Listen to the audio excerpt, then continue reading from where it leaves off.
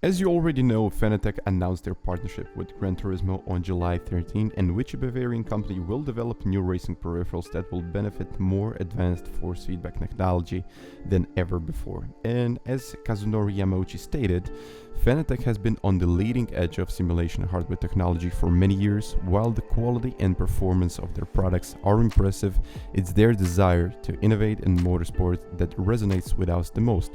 Polyphony Digital and Fanatec share the same spirit and long-term ambition, and I'm very excited about what we can create together. There would be nothing unusual if Gran Turismo had not been in collaboration with Thrustmaster for 10 years, and as they say, we have been working with Polyphony and Gran Turismo since 2010. It was unexpected to be the only one to do so for such a long period. We learned a lot about the competition and racing community, which allowed us to do better understanding the needs and desires of racing community for development of our future products. But why did this happen?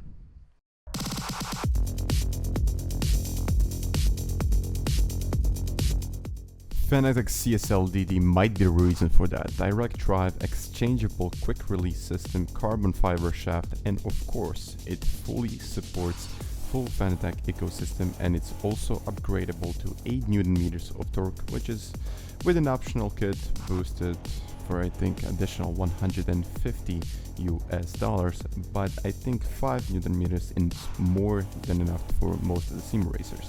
And as I said, no gears, no belts, and the best thing is that the price of this thing is €349.95 or US. And what was the response from the competition here? It's the TGT-2, officially licensed for PlayStation 5 and Gran Turismo.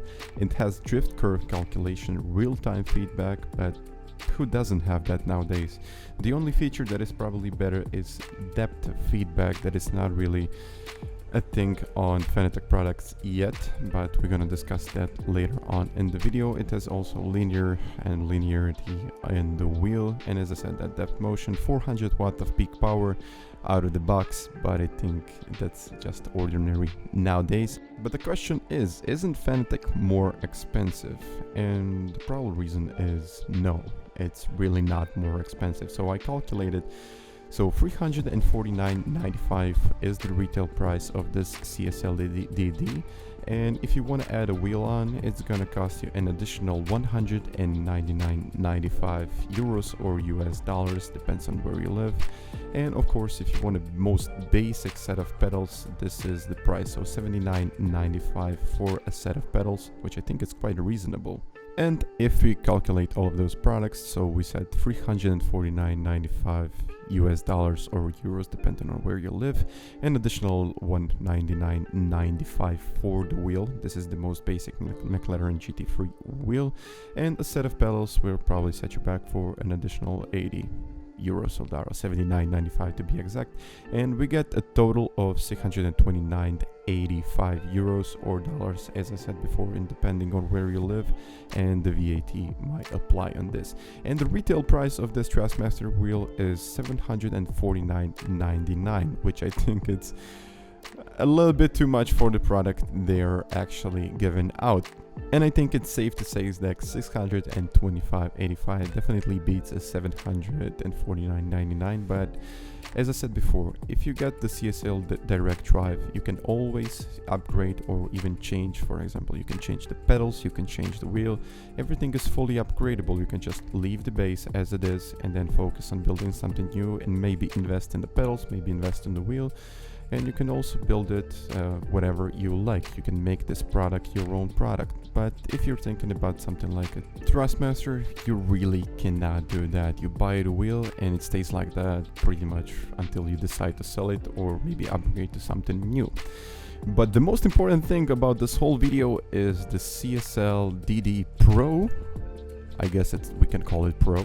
This is the product that has been leaked online, and I found a couple of pictures. These are the first two ones, and it looks like that the Polyphony Digital will make the wheel because it's very similar to the Thrustmaster one, but when you look at the base, we will have a better look at the base later on. You can see the base is a little bit different, so I think they will use some different materials, maybe a little plastic or something like that, not that material initially used for CSL DD that is only available, I gotta say, for PC. So they'll probably make it, in my opinion, to about I would say maybe different materials, and it's probably needs to be in that price range. So if you want to build something like that, you got to make it in the Thrustmaster range. So I would say if they want to beat the competition, it's probably going to be less than $700 US or euros.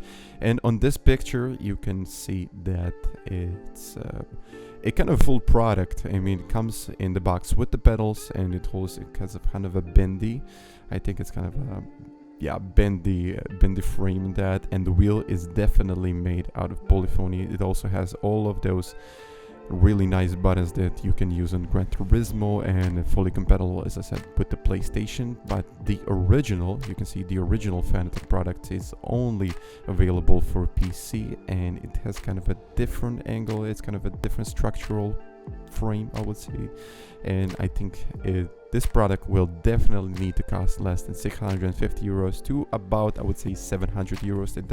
I think that's kind of a price range they're looking for, and I think that was the exact reason why Fanatec and Polyphony Digital, as well as Gran Turismo, decided to sign that partnership and just get rid of the Thrustmaster. Because if you can get the CSL DD in whatever form, we can call it CSL DD PRO or whatever it's going to be, I really don't know what the name of that product will be, but it looks like it's going to be something like that. If you can get that for less than 700 euros and compare that to the Thrustmaster, which is not even a direct drive wheel, what are we talking about? So yeah, and also we got this beta testing going on, and the new Gran Turismo 7 probably leaked out somewhere. I'm not sure how that's happened. Are we gonna get the beta testing? Really not sure. Usually beta testing doesn't last more than like 6 months, or maybe up to a year with some games. But I think Gran Turismo is fairly big franchise. It's one of the biggest, to be honest. So their beta testing is more likely I think it's gonna be about 6 months. So now we will probably have this product ready. So GT7 will probably be ready by the end of this year. Maybe they will publish it in holidays, I would say maybe holiday season, something like that. But I think, are we gonna get into 2022? That's a question, but I would really like to get this product in the next 6 months, but we cannot be really for sure with this one. But I think we got something going on here. We got the new partnership, we got the new wheel, we got everything is kind of new here. So guys, if you have any questions or if you want to comment, you can also comment down there, and yeah, just let me know what you think about this whole product, this whole franchise, and what are your expectations about the prices, and in general, what do you think about this video. And of course, if you liked it, you can also smash that like button, and you can also subscribe to the channel if you really liked it. And of course, guys, thank you. I hope I discovered something new for you. Thank you for watching, and I'll catch you guys next time. Bye.